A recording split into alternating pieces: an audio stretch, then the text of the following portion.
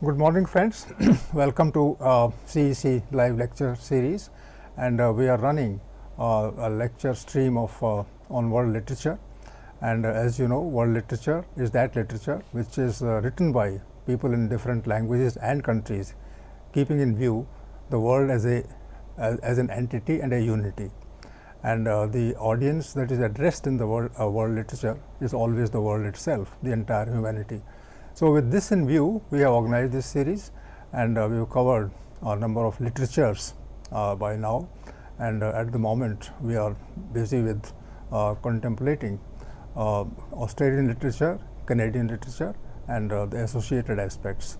So, today's lecture is on Canadian poetry, and we have the expert with us, Dr. Richa Bajaj, who teaches English literature in Delhi University. She has done research on Indian writing in English, and she has also written books and published articles in journals of international repute. And without taking much time, I will request Dr. Richa Bajaj to give her lecture on Canadian poetry. Before I request her, in fact, I would like to tell you that the last 10 minutes of this lecture would be used for a discussion with the audience, with the people who are listening to us. So, you can ask questions then, you can give your observations, you can disagree with us, you are welcome for that also. And the toll free number that you can use for contacting us is 1-800-110-430.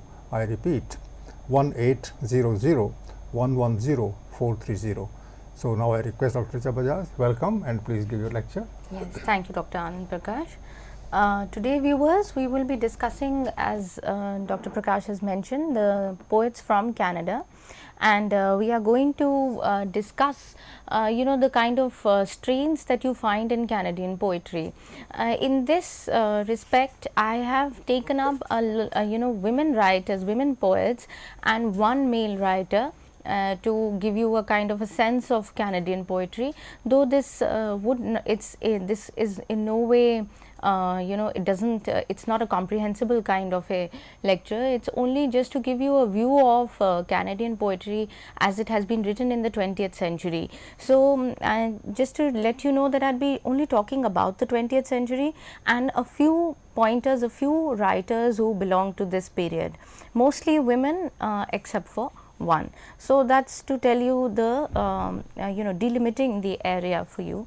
And when we speak of the poets from the region from Canada, then if you have seen the earlier my previous lecture on Canadian fiction on Maria Campbell actually, then I spoke in the beginning about the Canada's region. I mean, Canada as a region, as a geographical space, what does it mean to live in that region, and how it in a way affects the kind of the kind of poetry, the kind of literature that is produced there.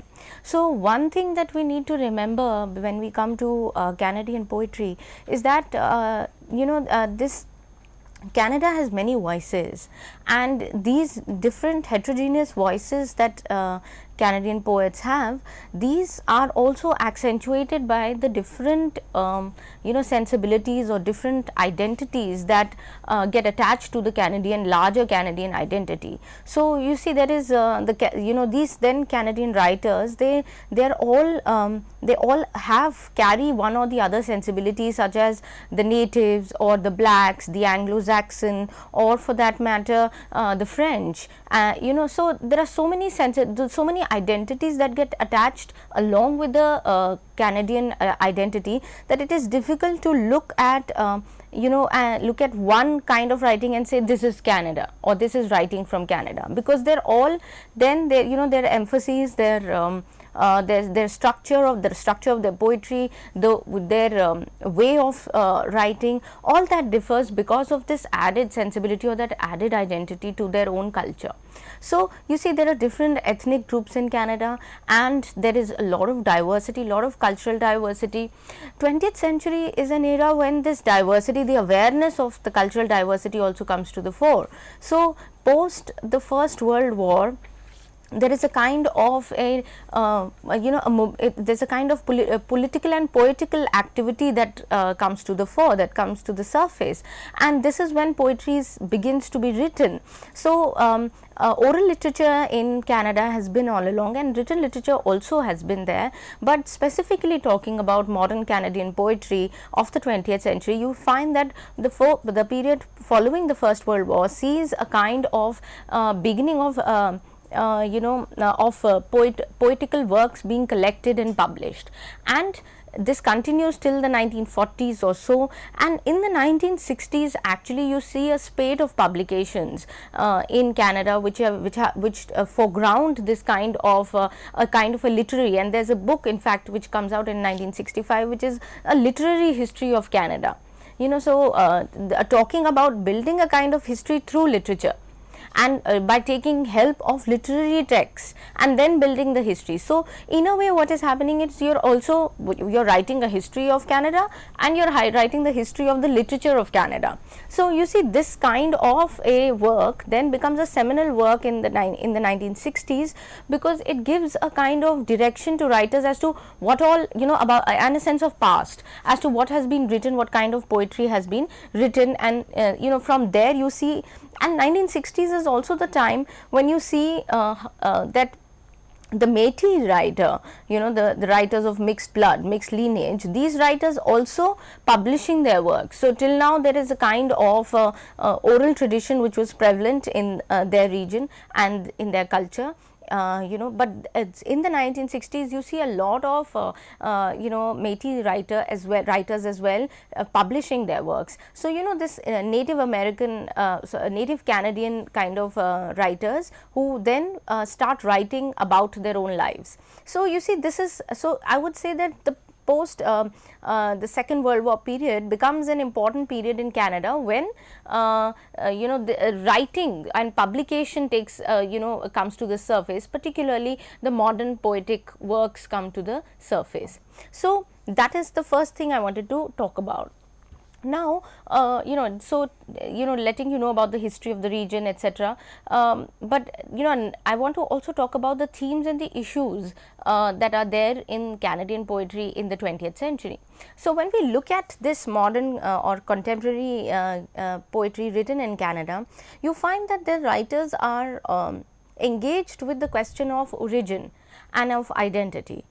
So there is a sense of search for one's origin that you see in this kind of poetry, or the kind of Canadian poetry that you find in the second half of the 20th century, that writers are constantly looking at their own selves and trying to find a place that they can belong to. Of course they are Canadian and they belong to the larger unit, the larger the country as such, but there is a sense of belonging to one's culture, because Canada is multicultural in that sense and has many ethnic groups. So you see, it's not enough to call yourself just Canadian. There is always an urge in poets to also have a sense of belonging to a particular ethnic group or to a particular community, or in some cases the lack of it also gets fostered. Like it's not necessary that the writers are all the time thinking of belonging to home. In fact, home in most of this kind of poetry you will find is elusive, and home is always somewhere else. So you see, the writer is constantly trying to pin down one's lineage or go to one's origin, and yet find that it is difficult to find a sense of a space that one can belong to. So whether it is a geographical space or for that matter a space called home. So culture, geography, all these play an important role then when the question of origin comes to the picture. So the first point is of course about their preoccupation and with the quest for origin.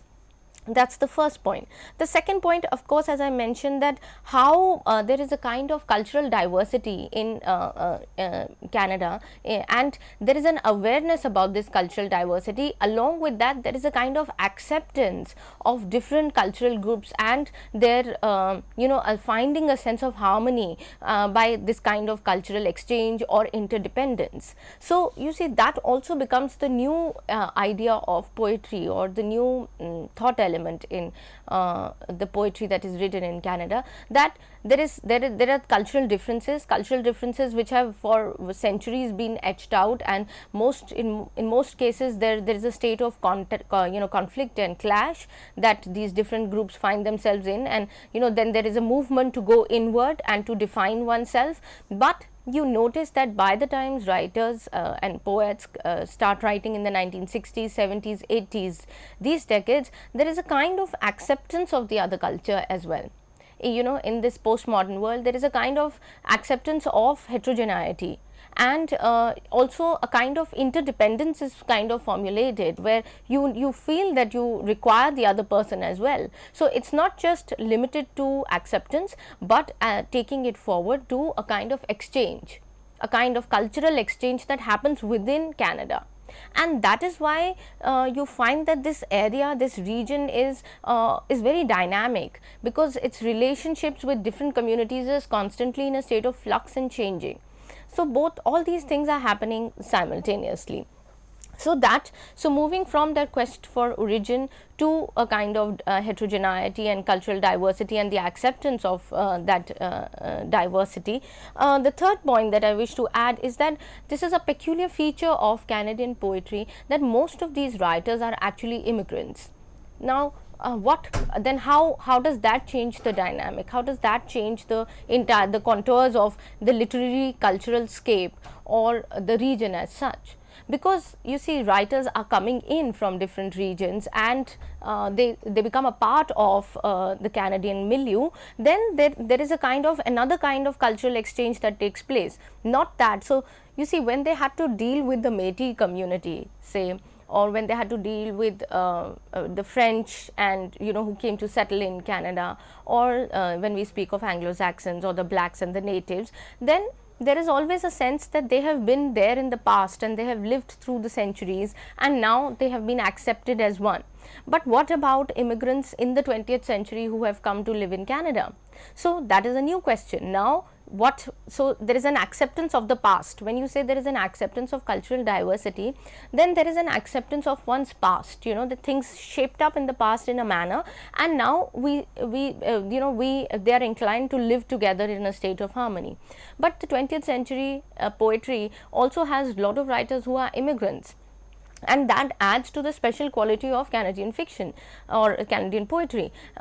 Just as in this case, when I discuss Williu, I will discuss Michael Ondaatje, and he's a Sri Lankan born writer who has come to settle, who spent his teen days in United States, and now he has come to Canada, and he lives in Canada. So 1960s onwards, when he's I think 20 or so, he comes to Canada and settles there. So the idea, and becomes a Canadian citizen. Another writer, a woman writer, Travis Lane, that I would, if I have time, I would speak about. She's from America, but comes to settle in Canada, and chooses to be called a Canadian citizen. So there are different sensibilities in the 20th century now in Canada because of the immigrants who have come and now are writing about their experiences. So necessarily, what I'm trying to say is that necessarily their identity, their self becomes divided, and that is the next point that I wanted to add, and add to the the kind of thematic concerns or the constant reference points in the poetry of Canada that you see, that the idea of the divided self, that becomes very important. Now, what do I mean by divided self? The idea that you belong to a nation, you belong to another community, but then you belong to many other sub communities. So again, taking the example of Ondaatje, he has a Sri Lankan sensibility, and he spent his days in United States, and now he is a part of Canada. So he is supposed to manage these different identities, and in a given point in time, in different phases of his life, one or the other surfaces and becomes the predominant mood of the poet. But does one sensibility then affect the other? Is it an important fact that the writer belonged to some other place and is now a part of Canada? And so would his view of Canada, the way he looks at the present place, would that also change because he has also seen another world and another place, etc. So you see, these are the questions that come to the fore when we look at the issue of the divided self. And along with the, you know, this point, you have to understand that when we say divided self, then there is the self of the writer is divided, and what that means is that one's perspective, one's own identity, or for that matter the character that one is also divided, you know. And I don't know if that is a little clear. Maybe I can take help of Dr. Anand Prakash on this point of the divided self, and what are the implications of the self that gets divided in the process of immigration and in the process of change from one place to another. Also, it contributes to a more globalized, internationalized world in some sense. No, I think you have raised the question very perceptively, and this is to be accepted that we don't lead a united self. There is a kind of alienation at different levels. There is alienation at social level, there is alienation at the regional level, there is alienation at the cultural level. And the modern man, the 20th century man, the 21st century man has to belong, man and woman that is, they have to belong to a world which is disintegrated, which is disunited, and which has some kind of fissures at its core. So this is the kind of identity that we have. The but identity then is it a negative feature, or would you see it in as a kind of a constructive phase? Does it contribute to something? I would say that anything that is there has to play a positive role. So it's a kind of a challenge. Writers, face this challenge of seeing people in with divided selves. So they have to work it out. So yes, it's a problematic phase when people don't have that kind of a united sensibility. Then they are not at peace with themselves. But if they are not at peace with themselves, then this should be taken as some kind of a fact. And this is what the writers are doing. If writers wish away that this thing existed and talk of harmony in the vacuum, then that's not writing worth anything. So the uniformity is not the reality. Fissures and this kind of disintegration is the new reality. But is it more to do with the postmodern world that we are inhabiting? Is it a characteristic feature of postmodernity in some sense? Definitely. It's a question of the postmodern thing, like in the last decades of the 20th century, and now we have these people with divided selves. So, but in a way the process is of moving around and interacting with people elsewhere. So if a Sri Lankan or an Indian goes to Canada, or a Canadian goes somewhere else, then they are moving around and they are becoming one. In that process, they also feel the question of divided selves. So first divided, and then they will become aware of it in literature, in society, in politics, and finally, as I think towards the end of your discussion, you talked about globalized. So maybe this is a phase of overall globalization in future. Right. So it's a very important point you're making. Maybe in some sense, because you have multiple identities, you also shed some of that kind of localized provincial identity and become a part of the globalized world, and be governed by the processes of living which have to do with how technology works, how other things work, and there perhaps your community, your origin or your formative years play less role. Actually, this is the crux of the course that we are running at the moment, that is the world literature, that if you have to think of world united, then people will come from different places, different languages, they will assert their identities, and in the process they will understand the identities of others. So we are we are actually looking at a new kind of trend or sensibility where we are all just bits and pieces of many things in that sense. That's right, and actually historically speaking also, this has been the process from time immemorial. In the beginning also, in the first century, the second century, you have people moving from one place to another, settling down there, calling that place their home. Right. But there were people within them who would look back to where they came from.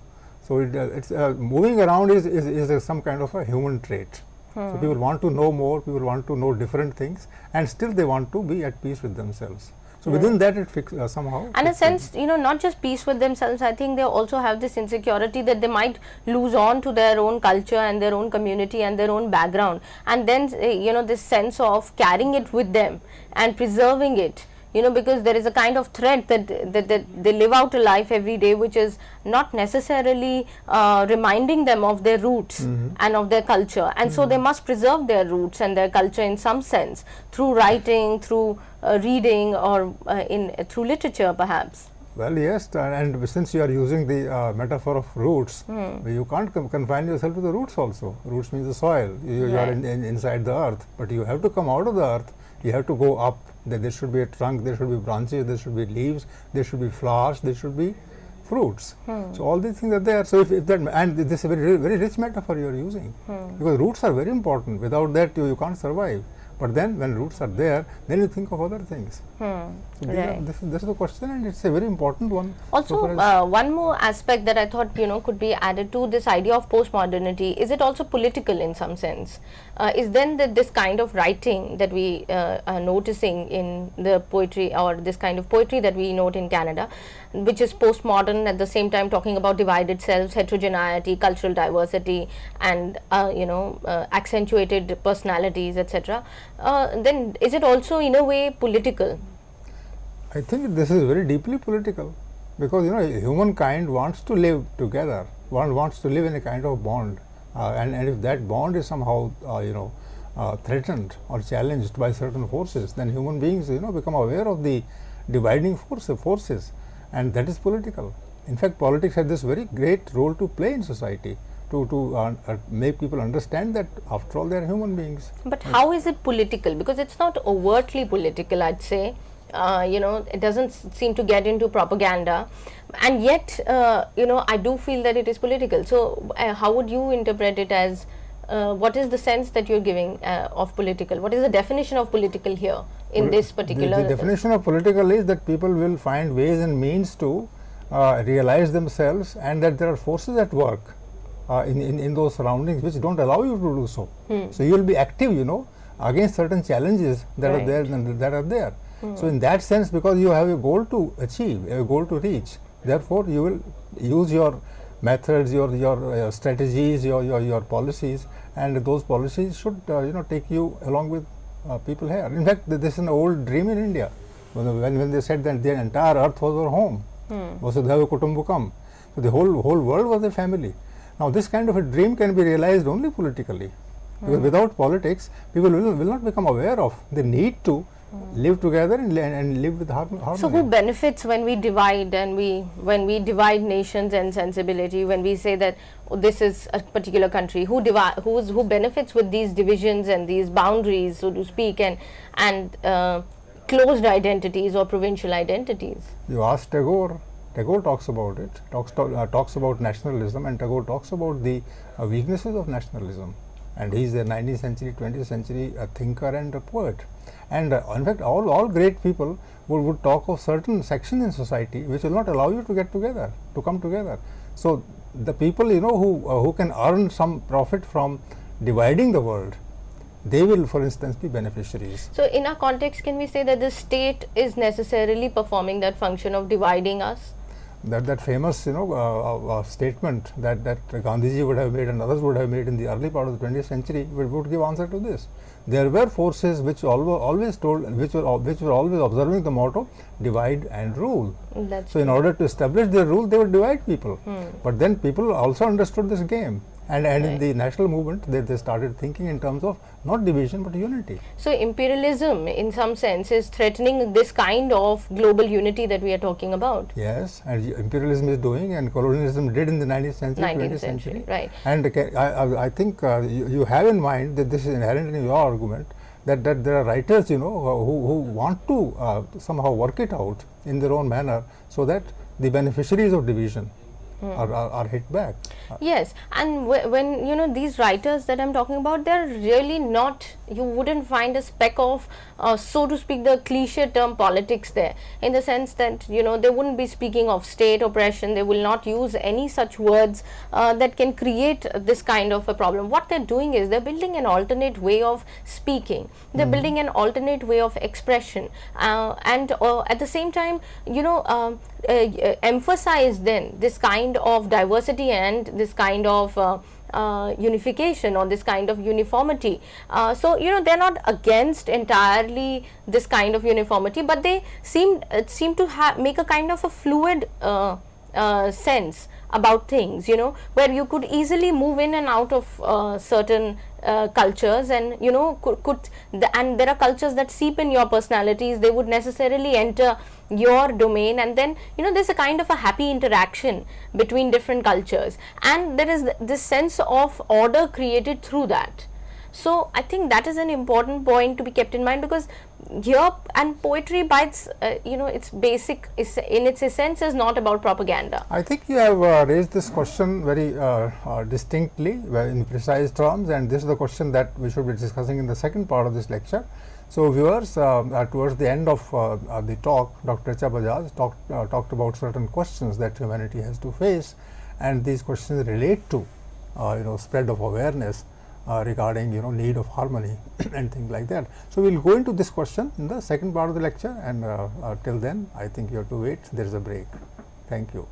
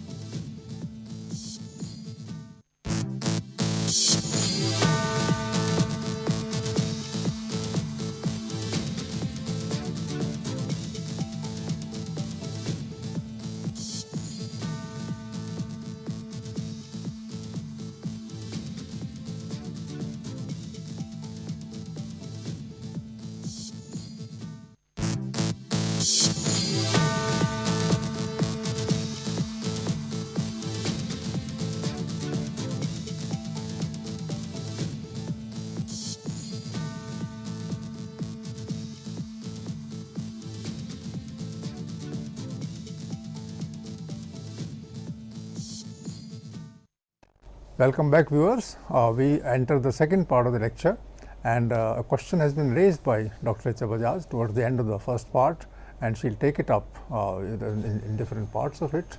She will tell us how, you know, literature plays a role in getting people together through its awareness about diversity and what she calls heterogeneity. So I request Dr. Bajaj to start the lecture, please. Yes, thank you, Dr. Anand Prakash. So we were discussing the issues and the thematic concerns and the pointers that are raised in the poetry of Canada, and you know, I spoke to you about the divided self and talking about postmodernity, as also talking about the politics of these writers, how they work out a politics of their own, which is very different from what you ostensibly or you find politics to mean.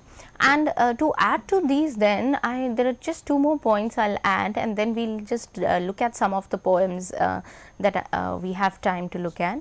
So the 2 points that I wanted to add is, one, that you know, they're also constantly experimenting with the form, the poetic form, and you know, there is somehow this need to use language in a very complex manner, and also take language to not mean in certain cases, and to just you know, and there is absolutely no kind of special this thing effort made by writers to communicate or to keep it clean for the reader to understand. So most times you will find that things overlap, you can't make sense of certain things, because the poet is constantly merging metaphors, constantly merging entities. So you see, language plays that important part then, where the writer is, you know, would use simple words but then move into a complex domain, use language in and play along, have this language game, so to speak. They actually make a language game out of their poetic practice. So that becomes a part, or that is of course a part of their poetic experimentation, but it is also to break away from the usual that you have often heard. So that experimentation actually brings a novelty and this kind of freshness, so that you look at words from, you see, why do poets experiment with the form? That is the basic question. They experiment because they want to unshackle words, so to speak, or they want to free words from their set pattern and their set meanings, that these words generally come together. Words also have their family in that sense. So you expect, when you read a word, then you expect the family to follow, or you expect the related words to follow. So what these poets here do with experimentation is that they break that family apart. They choose to talk words, they uproot a word from its associative words and put it in another context, or put it in another way that it has never been used, and therefore they free words of their known given meanings. And that, in a way, when you and what are words after all? They are just symbols that we use to identify, communicate, etc. Now when words stop behaving in the way that they have been behaving, when words stop meaning what they have been meaning, and you place them somewhere else, then new meanings arise. New system of signification, so to speak, comes to the fore. That new structure, if you change the structure in poetry, then also a new meaning arises, and that is what the poets wish to do. They want to steer clear of cliches, they want to steer clear of known given usages of words, and so they can actually point towards a different meaning or a new meaning, and that is the practice. So poetic experimentation of a different kind we will see in some of the poems if we can. The other thing is that the important point here that you notice in some poetry, they are very sensuous and erotic as well. And not just the women writers, even male writers are also erotic in their poetry, and and Ondaatje is one such poet, and I'd be able to talk about his poem. So the sensuous and the erotic, they are important components in Canadian poetry, and and there is no assertion of eroticism, there is no assertion of sexuality, etc. There is, in fact, it comes in the flow, as if it was a part of natural living. So you see, there is also one important point which is relevant when we take up the case of the Native American, Native Canadian writers, and that is to do with their sense of identification with the primitive world, with the world of nature. So nature is an important component almost all of Canadian writers, and whether it is to do with the ocean or the cliffs or the forest. So they build a kind of relationship with these, and it's almost like they build a relationship with another human being because of the vastness of this geographical space. The writers or the individuals also relate to nature at another level. In fact, there is this the critic Desmond Pacey in the essay The Canadian Imagination talks about the physical landscape rather than the manscape, or that is a major challenge for Canada. Now what is the idea? This essay, The Canadian Imagination, talks about how the geography, the topography of the country in a way has in a way influences or determines the way literature is written in Canada.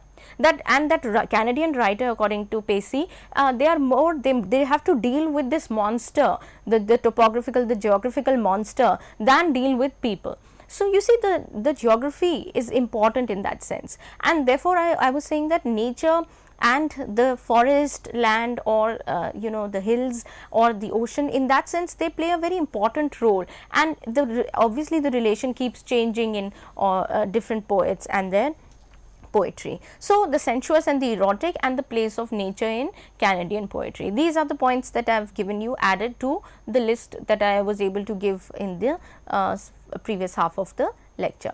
Now I'd like to come to individual poets and begin talking about these issues, trying to see how they fit in the poets works. So let me take up first Margaret Atwood, and that is the most famous name of a woman writer, of course, from Canada, and she's born in 1939 and has made a place for herself in the literary canon. She's been on she's She was the president of the International Pan-Canadian Centre from 1984 to 86, and has written many works. You know, she's a lecturer, a critic, a poet, and even has written fiction works. So, you know, is a name to reckon with in Canadian literature. So, I am going to talk about first her poem, This is a Photograph of Me. Now, this is a photograph of me. It gives you a sense that the writer is going to talk about me, because the title has the me in it. Now, just see how the poet begins, and I quote, "It was taken some time ago. At first, it seems to be a smeared print, blurred lines and grey flecks blended with the paper. Then, as you scan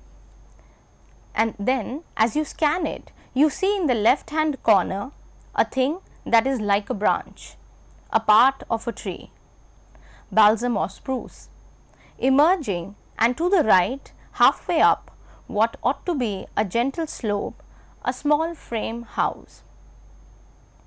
In the background, there is a lake, and beyond that, some low hills.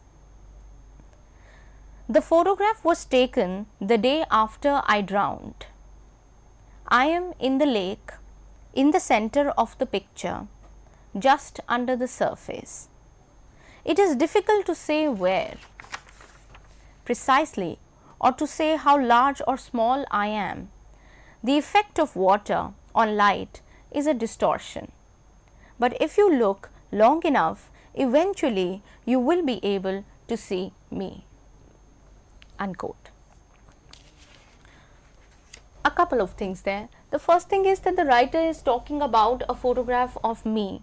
So, you think that when she starts describing the photograph, then you somehow visualize that, you know, she's going to talk about, there will be a girl in the picture standing with a family, you know, where there is a family, there is a whole house and there is a tree. So, you imagine the picture of a girl somewhere there, but then she says that I'm not there, but I am there.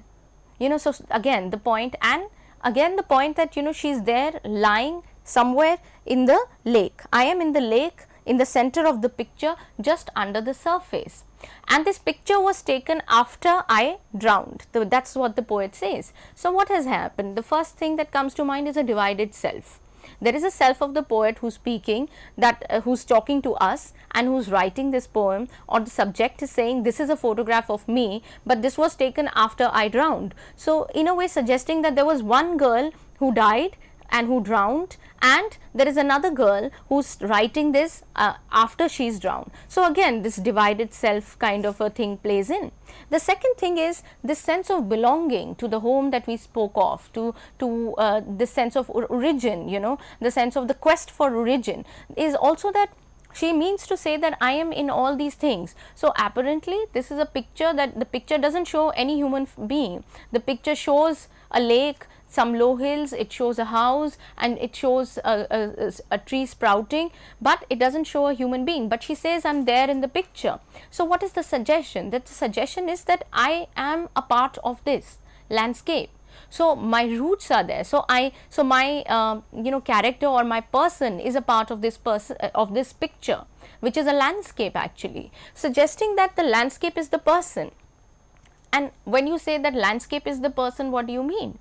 It means that you are taking identity. You are saying that you cannot separate the person from the physical landscape, and that identity, the sense of identity that the poet has, is also you know, is a part of that larger scape that he or she is a part of.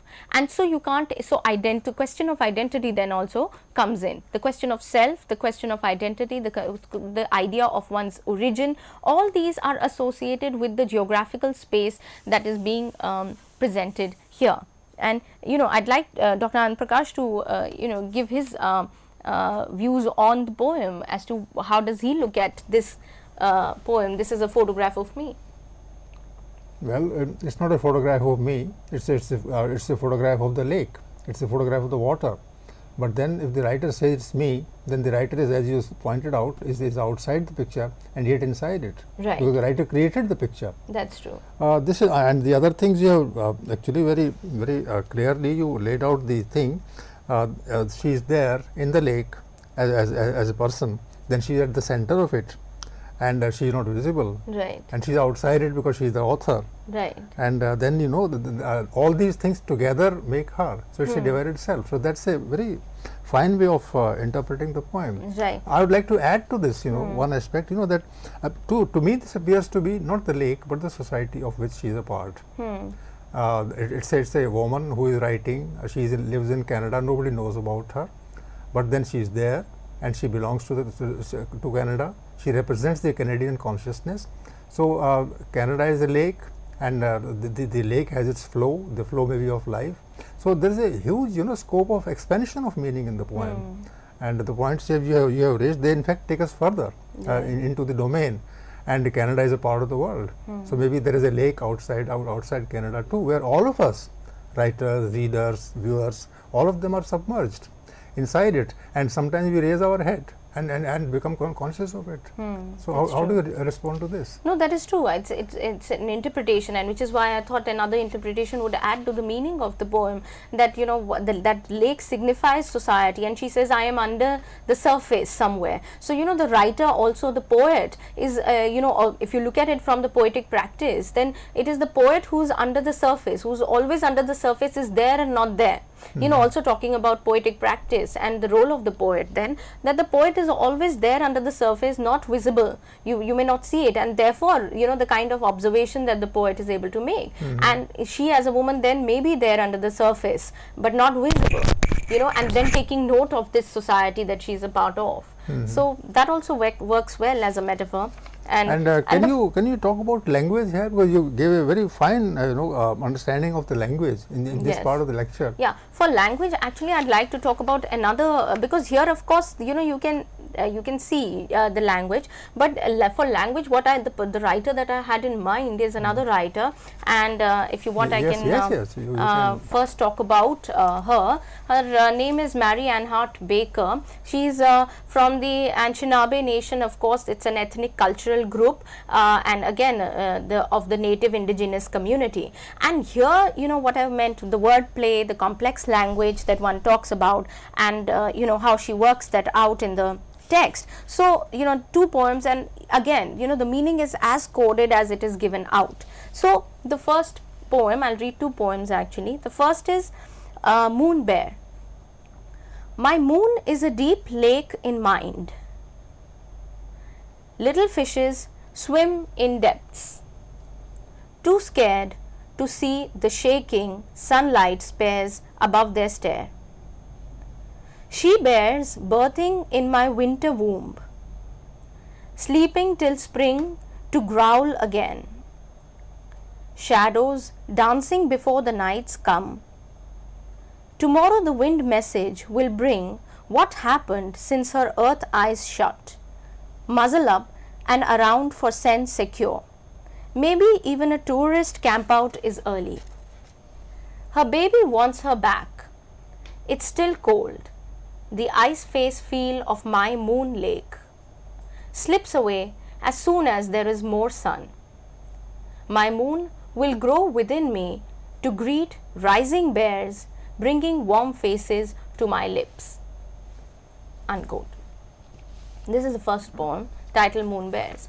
Now, if you look at it, then you know the language again is very different. You know, it's a kind of a play with language that is constantly given. You know, something like my moon is a deep lake in mind. Compare the lake here with the lake in Atwood. You know, there she was lying under the surface of the lake, and you could see the narrative flowing. But here she's talking about my moon is a deep lake in mind. So this entire poem is perhaps again, it's so open to interpretation that you can find different meanings there. And when she says that my moon is a deep lake in mind, she's talking about her mind and the bears that keep rising in her mind. Like she says at the end, my moon will grow within me to greet rising bears, bringing warm faces to my lips. Again, to my lips, warm faces to my lips also means that this is her poetry.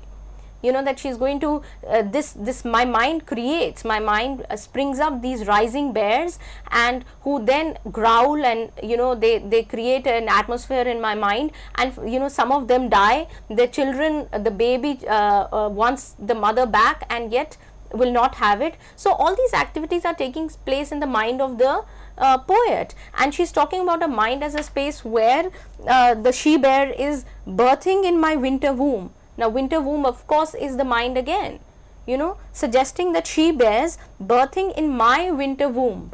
So it's the poet's or the subject's winter womb that is being, and what is a winter womb at the end? It's that there is a suggestion, the atmosphere created which is dark, which is cold, and that's the kind of imagery being used there. The tactile imagery becomes important here, and they're showing dances before the night come. So all these activities are happening in the mind of the poet, and this is what I meant with the play of with language, with words. Moon, you don't expect moon as a deep lake in the mind. You don't expect moon bears in the mind. You don't expect moon bears growling in the mind. There's a she bear in her winter womb. So how the metaphors are also put together for you to open and understand the meaning. If I look at this metaphor, I realize that this is different from the previous poem, because here there is no reference to human life. There is always reference to the elements And animals. So that is the important point with all these native indigenous writers that I found particularly. They have this sense of this primitive idea that you are united with the primitive world, with the bears and the rats, and later on there's another poem that she has. It's called Coyote Trail. Now she's relating with the coyote here. The wolf, coyote is a canine, of the wolf family. So she's, and which is found in forest of that land in Canada, particularly that region. Wild animals and wild animals and wild species. So it's not just the regular petting animals, but the relationship that she builds with these wild animals is one of is a very intimate relationship, as if they are an extension of the human. So the forest land, the natural world that one is talking about, or the primitive world one is talking about, in the poetry of Baker particularly, you notice that they are an extension of the person. This other poem that I was talking about, here too language is very different. Like Coyote Trail is the name of her other poem, and she starts here with saying, I quote, "Warm trail, my nose picks you to follow your tracks, quiver my whisker, my nostrils fill, you are a chunky one, your trail dragged a leaf, overturned bark, you too are hungry, fat, depressed, hopefully suicidal." So I'm just quoting, this is the first part. Again, this kind of identification that you too are hungry, fat, depressed, hopefully suicidal. This kind of intimacy and this kind of oneness that the poet talks about with the with the coyote. And then she goes on, and here she says, quick pause, gotcha. You don't hear my claws unless you pause. Something dead and delicious in that town. Yes, please. What is the question? Hello, good morning, sir. Hello, good morning, yes. So my question is, if we relate Indian poetry with Canadian poetry, what similarity and dissimilarity we found?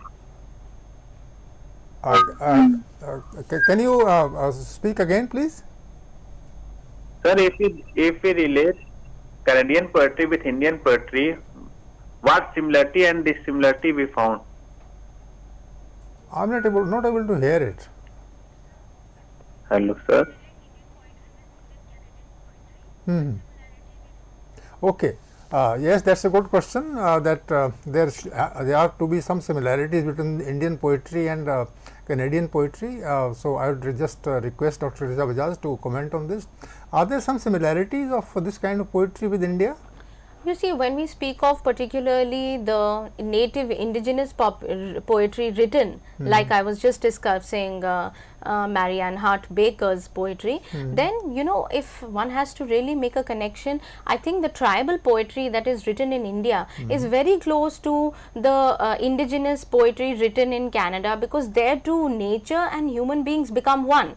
They are not seen as separate entities. In fact, in all rituals and rites with animals and trees, everything is seen in a sense of unity, you know, and therefore, and there is this sense of, you know, oneness that you see with nature and the surrounding in tribal poetry found in India, and the indigenous poetry written by the native populations in Canada. So this is the kind of similarity. But to talk about the difference, the poets of the native Canadian region, they are they don't sing their poetry. In fact, their language is very different. When you notice tribal poetry in India, it is more like a, you know, in the oral tradition of songs and chantings, you know, which could be recited. Here, as you would have noticed, this language is very coded and difficult in the sense to even connect pieces together. It's more like a puzzle, you know. So therefore, that's the difference and the similarity for you between the two groups. So the point that has been considered by Dr. Richa Bajaj is that yes, there are similarities. In tribal poetry in India, you have, you know, what is called mountains, range, and all these things, and that the tribal imagination identifies itself with nature, with the forest. But then she says that there are also differences. That there is also contrasts. In India, particularly in the tribal poetry, you would have the mixture of poetry with song. But in Canada, you have, you know, directly a kind of touch with different aspects of nature, and nature in Canada is much more variously defined than perhaps is the case with the tribal poetry in India. But yes, you are right that there are similarities. And thank you, Dr. Bajaj, for answering this question, and I hope viewers you would have understood the difference as well as similarities between the two kinds of poetry that we have. And I request her now to continue and conclude. So the last point about you know, this Coyote Trail poem that I was talking about, she ends Baker, Marianne Hart Baker. She ends this poem with with these lines, and I quote: "Interdependence works for me. When I be the coyote, you be the writer." So there is a kind of interdependence. Remember, I spoke to you about interdependence as well. So interdependence not just with one another communities, but interdependence also with the animal world or the world of nature and the human being. She says that, you know, I become the sometimes I become the writer, and sometimes I become the coyote. So, you know, there is a kind of, again, a kind of exchange that keeps taking place, a kind of fluidity and mobility that takes place in the works of Baker particularly. So, you know, with this I'd like to actually go to Michael Ondaatje, who talks about another aspect of nature, but this time his Sri Lankan sensibility also enters the Canadian one. And, you know, here the poem that I wish to take off Michael Ondaatje. Michael Ondaatje is born in 1943 in Sri Lanka. Then he moves, as I said, to the United States in his teen years, and finally in the 1960s he moves to Canada.